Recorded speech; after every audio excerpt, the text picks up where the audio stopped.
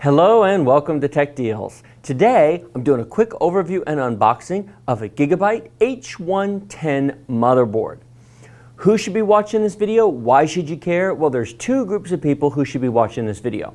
First of all, you either have a 3 to 6 year old computer that you want to breathe new life into. You don't necessarily want to go out and spend $500 on a new machine. Instead, you'd like to figure out a less expensive way to make your current machine run much faster.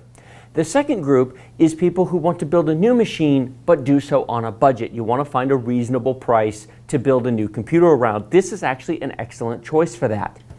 This is an Intel 6th generation H110 Skylake motherboard. It is the entry-level model, but do not be mistaken. Just because it is entry-level does not mean it's not full-featured. This has a remarkable number of excellent features for its price point. You can find these motherboards for less than $60. The price point varies. Sometimes they're $50, sometimes they're $60. There are more expensive motherboards. Just for reference, there's the H110, and then the H170, and then the Z170. Those boards have more features for more advanced users, but frankly, most people are very well served by an H110 motherboard. The processors that I've got in front of me are the CPUs that I recommend that go into this board. This is not a CPU review, so I'm briefly going to mention them and then push them to the side. But in short, you have the Pentium G4400. This is a 2-core, 2-thread, 3.2 gigahertz entry-level processor. It's actually a remarkably good chip for basic computing tasks, running Windows, Skype, playing videos, watching YouTube, Netflix, playing basic games, Minecraft, League of Legends, stuff like that. It'll do. $65 pairs very well with a $60 motherboard. You've got yourself a really nice upgrade. The middle chip, and the one I recommend, is the true entry-level option. That's there for people who are truly on a budget. There's nothing wrong with it, but if you can afford it, this is $120, so it's $55 more than this. But it's a 2-core, 4-thread processor running at 3.7 gigahertz. It is noticeably faster in many tasks and applications than this one is. Better for multitasking. It has a better graphics chip on it. This will play games like Counter-Strike Global Offensive. It'll play an awful lot of games at good quality, no graphics card required. I highly recommend this chip for basic entry-level systems. $120. This one is the top end. Intel i5-6500. 4-core, 4-thread, 3.2 gigahertz base, 3.6 gigahertz turbo. It's slightly lower in clock speed than this is, but because it has 4 true cores, it more than makes up for that. Excellent graphics chip, great processor, $200. So 65, 120, or 200, which one is right for you depends entirely upon what your needs are. That's a video for another time. This motherboard, let's talk about it. $50 to $60, this is a great motherboard. Why? Because it actually has a whole bunch of features. This has got, take out the, it comes with a couple of serial ATA connectors for your hard drives, SSDs, etc. It comes with your I/O backplane. This is what you're going to use in your case. Either if you're upgrading a case, you need to punch out the old one, take a standard screwdriver, turn it around to the blunt end, and just bump the corners of the existing I/O backplane to knock it out. This snaps in inside the case going out, not outside in. There's little ridges around this, so you need that. And then you have the motherboard. There's not much in these boxes. It's basically a way to transport the motherboard. This is where the magic happens. Here we go. I've never opened this. And here we go. This is what's called a Micro ATX board. It is a very small motherboard, but that's okay. It's got everything you need on it. The benefit to a small motherboard like this is it will fit in almost any case you can imagine. If you've got a 3 to 6 year old Dell, HP, Acer, Levino, any of the older machines, They most likely, if they're in a standard mini tower or even a small form factor case, they may very well take this board. Now, it will not work in every case. There's also ITX, which is a competing standard. You do need to verify that your existing case takes ATX motherboards. However, if it takes ATX, it will almost certainly take this. Now, if you're building a new machine, you can get a case for this in the $30 range, maybe less, $25, $30 range. You can also spend $50. There's excellent cases for $50, but somewhere in the $25 to $50 range, you get a great case. It fits in everything. Right here in the center, we have where the CPU goes. This is where the central processor. I'll talk about the features as we go through it. We've got the CPU. You've got two memory slots here. These are DDR4 double data rate type 4 memory. They do make these motherboards that take DDR3. We're in a transition period now between 3 and 4. If you are upgrading a 3 to 6 year old machine, you have DDR3 in it. You can probably move that DDR3 to a new motherboard, in which case you'll want the DDR3 version of this board instead of DDR4. In the video description below, I will link to both types of boards on Amazon. Pick the one you need. If you're building new, I recommend going with this board, which is the DDR4 version. They look exactly the same. The only difference are these two memory slots here. You buy the board in either one. You cannot put whichever one you want in it. You put the type of memory that the board accepts because the slots are physically different. They're laid out differently. So I'll put the links in the description below. DDR3 for upgraders if you're reusing your existing RAM. DDR4 if you're building new, go ahead and buy the new stuff. So you've got two memory slots here. You can put in more memory than you're going to need, 8 gigs, 16 gigs, and so forth. You've got your power connector for your power supply right over here. Down here, you've got 4 serial ATA ports, which is what you're going to use these things for to plug in your hard drives. This has got 4 of them. So you could put in a solid state drive, a hard drive, and a DVD burner, for example, or a Blu-ray drive, and still have an extra one. You can put in 2 hard drives. That's enough for most people. If you need more than that, then you probably need to go with the H170 board. Right above it, you've got the USB 3 header. What is that? Your computer case. On the front of most computer cases these days come USB ports, but those have to connect to your motherboard. USB 3 ports have a single blue connector that's about that big and it plugs right into there. USB 2 ports are half the size and will connect to, does this have a, right down here. Right down here at the bottom, are there 2 of them? No, there's 1. There's a USB 2 header down here on the bottom of the board. Now, if you get a case, if your computer case has 2 USB 2 on the front and 2 USB 3, not a problem. Plug the USB 3 here and the USB 2 there, and all 4 of the ports on the front of your case will work. Right here is your audio input. If the front of your case has headphone jack, speaker jack, a microphone, and a headphone jack for the front of your case, this right here is where they will plug into, so those work.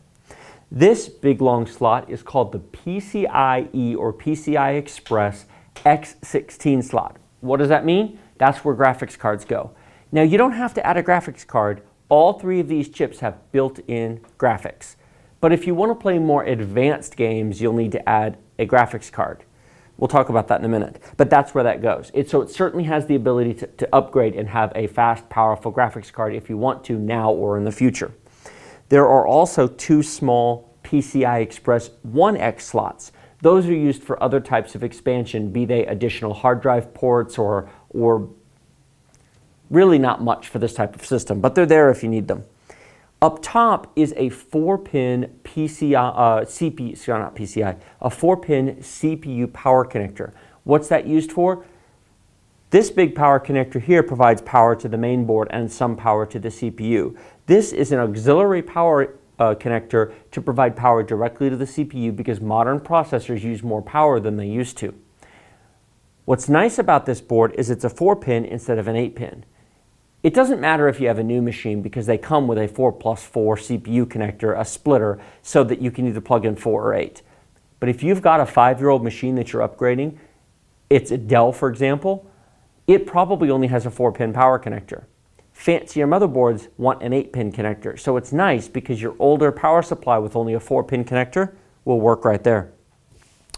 Fan headers. We've got a CPU fan header up there, which is what you're going to connect the heatsink and fan that comes in the box. It goes right up there. And there should be one more. Here it is, system fan. This is where you'll plug in a case fan for your system case. Maybe it's exhausting out the back, maybe it's an intake in the front, but that's where you'll plug that fan in. Is there anything else to mention on here? Not really, it's pretty straightforward. Ports, let's talk about video ports for a second. Over here, we've got a pair of PS2, otherwise known as Personal System 2 ports. You've got keyboard and mouse. Actually, the keyboard's on the bottom, mouse is on the top. Why would you care? If you're upgrading an older machine. Now, 5 years ago, PS2 was not current then either, but maybe you kept your old keyboard and mouse from the computer before that. Computers 5 years ago still tended to come with PS2 plugs. Most computers today do not, and the higher end motherboards generally don't come with PS2 ports. So if by chance you have a keyboard or a mouse that still uses PS2, no problem, you're covered, it has those ports. Now if you don't worry about it, ignore them, it'll never hurt anything. So it does have both those ports. Next to that is HDMI. What is that used for?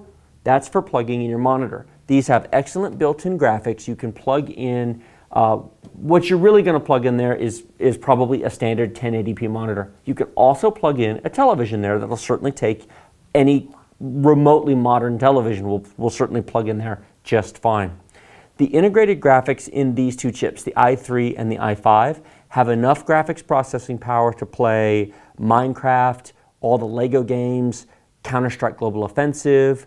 They will play a remarkable number of games without having to add an add-in graphics card. Now, if you want to play Grand Theft Auto 5 and Fallout 4, forget it. You've got to put in a graphics card. These really aren't strong enough to do that. But they're remarkably good to do a lot of World of Tanks, League of Legends, World of Warcraft. The integrated graphics will play all those games. Plug it right in here on the motherboard, you're set. Next to that, we have two USB 3.0 ports. Why 3.0? What does that mean? In short, external hard drives, USB flash drives. USB 3 is 10 times the performance of USB 2. It makes external hard drives roughly the same performance as internal hard drives. So if you need to add more space to your computer and you don't have room to add a hard drive, no worries. Get an external hard drive, plug it in there, and it will be really, really fast. Next to that, we've got USB 2 ports. In fact, there's 4 of them, 2 groups of 2. Why? Most likely, your keyboard and mouse will plug into the top 2, and then the bottom 2 could be used for a printer, USB printer, or could be used for a webcam, or could be used for charging your phone, or any of 100 other things, but that's what those are for. Above the USB 2 ports, we have a Gigabit Ethernet port. Why? That's to connect to the internet. Now this doesn't have built-in Wi-Fi. You can certainly use one of those USB ports for a Wi-Fi dongle, but ideally you want to plug directly into wired Ethernet into an RJ45 jack into your router or modem or whatever you get to get online. That'll give you the fastest performance. That's built right in. Next to that, we have our speaker connectors. High definition multi-channel audio. This will not just drive headphones, microphones, standard stereo speakers. It'll run a surround sound speaker system. Remarkably full-featured board for less than $60. There are 1, 2, 3, 4, 5. There are 6 mounting holes. 1, 2, 3, 4, 5, 6. So that's going to line up in just about any modern computer case from the past 6, 7 plus years. There are 4 mounting holes right here, which is where you're going to put your heatsink and fan. You do have to cool the processor. All 3 of these chips come with a very good heatsink and fan provided by Intel. For this type of motherboard and these type of processors, there's no reason to buy anything else. These work just fine. I have got this i5 in my personal machine at home. I'm using a stock fan. It's quiet, it's cool, it runs all day without complaint. Don't spend money buying fancy heat sinks and fans. You're just wasting money. Use what's included in here. I like this motherboard. It's nice. What else is in here? Not much. We have got a driver CD, which in all likelihood you don't need. If you're installing Windows 10 on this, Windows 10 will auto-detect everything on here just fine. You don't have to download any drivers for that. Run Windows Update. It'll make sure everything's current, up to date. You're fine. If you want to install Windows 7 or Windows 8, you might need for the network port, if you want to get online, you might need the driver on that. That's fine. Otherwise, go to Gigabyte site to see if there's more updated drivers to download anyway. You have got a small pamphlet here, which basically shows you it labels what all the things on the motherboard are. It tells you what the ports in the back are, and then it says, okay, here's where you plug in system fan, here's the connectors, USB, etc. Pretty straightforward. And then what's this last thing here? Tell us what you think. We're listening. So basically, tell us who you are so we can add you to our mailing list. That's pretty much all there is to it. Questions, comments, thoughts, feedback. If you have any specific questions about this, please by all means ask me. Leave it in the comments in the video, below the video description. I'll be happy to answer them if I can. I do plan to do a build of this later on, and when I do, I'll come back and link this to that. This motherboard is going to go into a $30 case, and it will probably have this Pentium installed on it. And then I'm going to put it together and do some testing and show you what kind of performance to expect out of it. It's better than a lot of people think. People go, well, it's low end. It's a $60 motherboard and a $60 CPU. What could you expect? I'll tell you, it'll rival the most expensive machines you could buy from 6 years ago. A 4-core i7 from 2009, 2010. Sometimes will be faster than this, but this will actually be faster than that in many cases. They've really made a difference in the past few years. The other nice thing is power consumption is way down. These things are way low in power consumption compared to older machines. So, hey, save the planet, yay. So like this video if you like it, don't if you don't. Subscribe to my channel by clicking the button down there. I would certainly appreciate it. If by any chance this was helpful to you and you end up wanting to go take a look at this or buy it, please use the links in my video description below. I would certainly appreciate it. That would help me out. And thank you very much for watching, and I'll see you in the next video.